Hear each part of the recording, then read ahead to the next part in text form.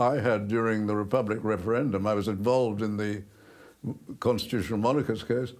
One of the problems was, and it was very difficult to answer, and that was the complaints by people who said, listen, my father fought with the British in the Second World War, yet going to London, I find that we're held up with all the other people from countries which were never associated with Britain, while the children of former enemies go through the lines of Heathrow. It's ridiculous. I think that they should change it. I think it's something that that should have happened immediately after Brexit. Australians, New Zealanders, anybody there where they have the crown as the king as their monarch, they should be treated exactly the same as the British citizen. I also believe that there should be better exchanges between students, and I think that there should be longer visas for people wishing to spend time in the countries. That's my personal belief. That's not, that,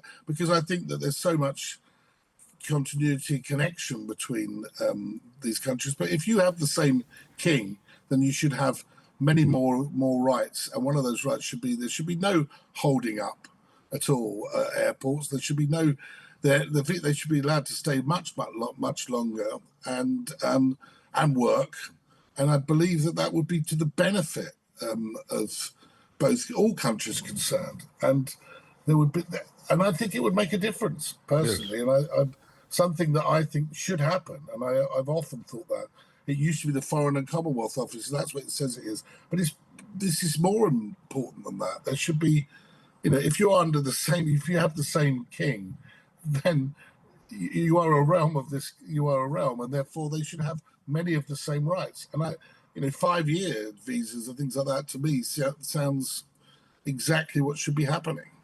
Well, at least with Brexit, it means that the former enemies are not going ahead of those who come from other realms. What's changing there?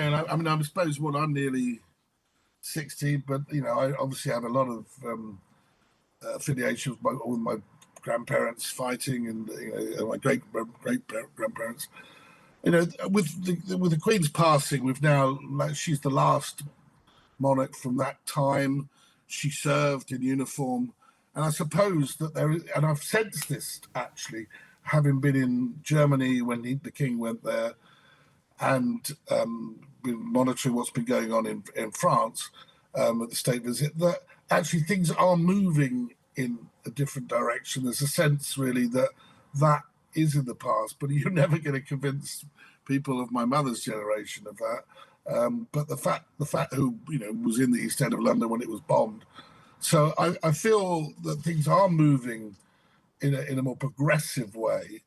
But Europe still has the scourge of war, right? It's in taking place right now, and it's never far away. So I think that where you're speaking the same language, where you have many associations the same, from the legal profession, teaching profession, to the military connections, I do think that they need to be, they should be waiting in line, put it that way.